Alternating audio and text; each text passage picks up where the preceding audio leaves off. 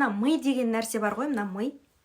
Бұл жалпы біздерді қауіпсіздікте сақтауда оның функциясы. Мысалы, сіз неге көп ақша таппай жүрсіз? Жалақыңыз 200 мың теңге. Сол 200 мың теңгені ай сайын таба бересіз, бірақ мына жақта қалайсыз 1 миллион теңге табуды. 1 миллион теңге тапқыңыз келеді, бірақ никак таба алмай жүрсіз айына, ай сайын. Себебі ми 1 миллион теңге табуды қауіпсіз көрмейді. Безопасно көрмейді, ол қауіпті деп ойлайды. 1 миллион теңге табу сіз үшін, сіздің өміріңіз үшін қауіпті деп ойлайды. Сол үшін сіз 1 миллион теңгені таппай жүрсіз. 200 мың теңге табуды қауіпсіз көреді, сол үшін сіз 200 мыңды тауып жүресіз тұрақты түрде. Одан никак көтерілмейсіз.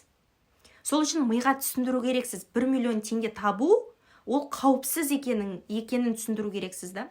1 миллион теңге тапсаңыз, сіз бүкіл қажеттілігіңізді жауып отыра аласыз, қаржылай еркін бола аласыз, мысалы, қалаған нәрсеңізді ала аласыз, финансовый подушка жасап аласыз, өзіңізге шетелге саяхатқа ақша жинай аласыз, өзіңізді бақытты сезінесіз да, қалау қажеттіліктеріңізді өтеу мақсатымен. Сондай нәрсені сіз миыңызға түсіндіру керексіз. 1 миллион теңге табу сіз үшін қауіпсіз екенін ми түсіну керек. Сонда ғана сіз сол 1 миллион теңгені таба аласыз. Ол 5 миллионға да қатысты, ол 10 миллионға да қатысты. Ал енді менің ғалам мен қалам курсына қатысқан адамдар неге сразу результат көреді? Алғашқы күндерден ақ. Себебі ол кісілер мен айтқан, мен берген білімді, техникаларды бірге бір орындайды.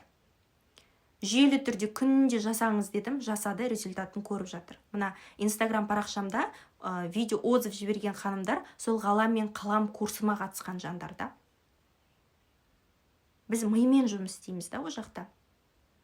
Ғалам мен қалам курсын жалпы барлық адам оқып алу керек, ақшасын қиып. И сізге бұл өмірлік азық болады. Өмір бойына сол техникаларды жасайсыз да. Себебі барлығымызда мидың функциясы жалпы бірдей ғой. Ми бәрімізге бірдей қызмет ету үшін берілген да. Менің миым сіздің миыңыздан артықшылығы жоқ, ерекшелігі жоқ. Тек қалай жұмыс істете алуыңызда да мәселе.